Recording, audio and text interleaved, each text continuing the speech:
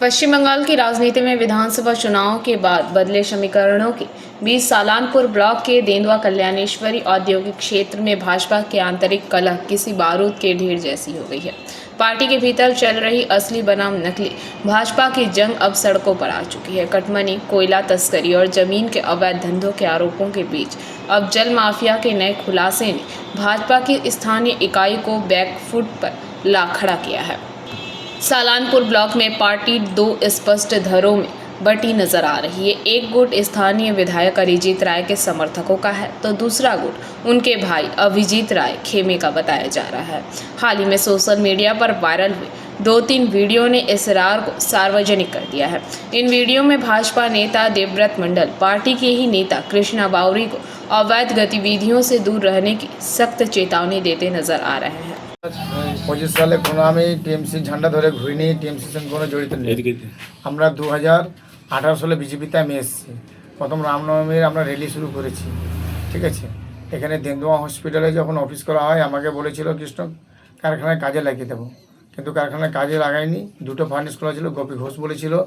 গোপী ঘোষ কিন্তু যথাযথ সমর্থন করেছিল, কিন্তু কিছু লোকরা আছে মানে দুষ্কৃতীরা, তারা উল্টোপাল্টা বলেছিল জেপি সিংয়ের কাছে।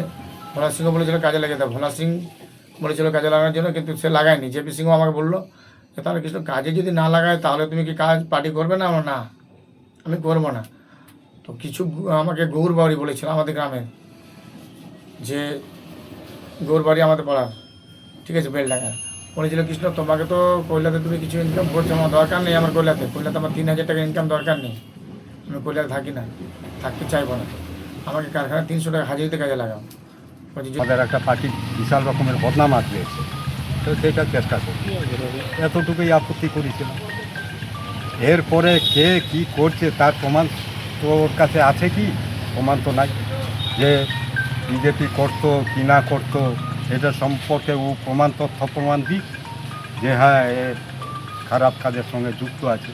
কারণ যারা আমার সঙ্গে বিজেপি করতো আগে, আমাদের একটা ভিতরিয়া আন্ডারস্ট্যান্ডিং ছিল, আমরা সেই ভিতরে কাজ করতাম। ওপেন তো কাজ করতে দেয় নাই টিএমসির সেই মানে ক্ষমতা আমাদের দেয় নাই যে গিয়ে পরে সামনাসামনি বিজেপি করুক। তাদেরকে আমরা ভিতরে রেখে কাজকর্ম করেছি এবং প্রত্যেকবার করি এইভাবেই কাজ। আপনাদের ভাইরালে একটা বক্তব্য দেখা গেছে যেখানে কৃষ্ণা বাবুকে বলা হচ্ছে 2025-এর আগে তৃণমূলের ঝান্ডা ধরে ঘুরেছে, এটা কীভাবে? 2025-এর আগে তৃণমূলের ঝান্ডা নিয়ে ঘুরতে আমি দেখিনি। তো আপনারাই তো সেটা ভিডিও তো ভাইরাল করেছে। তো ভাগ বাটরা নিয়ে কোনো প্রবলেম আমাদের হতে পারে, যেটা কৃষ্ণা ভালো বলতে পারবে। হয়তো ভাগ বাটরা নিয়ে আমি ওকে ও যেটা খুশি ছিল আমার কাছে ওটা আমি দিতে পারিনি, ওই জন্যেই। বাকি বাদটা যারা ভিকটিম ওরা ভালো বলতে পারবে যে আমরা কত টাকা ওদের ডিমান্ড ছিল, কত টাকা হয়েছিল। নাই তো আমি অন ক্যামেরা কনফারেন্সে মানে ম্যানেজমেন্টের কাছে বলতে পারতাম না যে আপনি একে বুঝিয়ে নিন, আপনি যদি একে 20,000 বুঝিয়ে নেবেন তো এটা আপনার কেলি, আমরা এখানে মাঝে কিছু করবো না। এই জন্য ঘরে হয়েছে ফাইসলাটা। এবারে আমরা সেখানে প্রেজেন্ট ছিলাম না। এবারে আমরা এটাও জিজ্ঞাসা করিনি যে কত পেয়েছে কত পাইনি। আমরা জানি যে ও স্যাটিসফাই হয়ে গেলে আমরা স্যাটিসফাই, এটাই আমাদের। এটা তদন্তই আনা হোক যে সত্যি যদি নিয়েছি তো এটার বিরুদ্ধে কড়া কারবাই করা হোক। যে নিয়েছি, আর যদি আমি হতে পারি, হয়তো নিতে পারি, আমি হয়তো ক্যামেরার সামনে বলছি না। এটা তো রাজনীতির একটা উদ্দেশ্যই। আজকাল তো কেউ মানুষ সেবা করতে আসেনি, আমিও না, বা এই রাজনৈতিক দলগুলো কেউ আসেনি, নাই তো এমনি অবস্থা হতো না আজকে রাজ্যের। কি বলবেন এতগুলো যে বিজেপির গোষ্ঠী দেন্দুয়া। सालानपुर से राहुल तिवारी की रिपोर्ट, पीवीटीवी न्यूज़।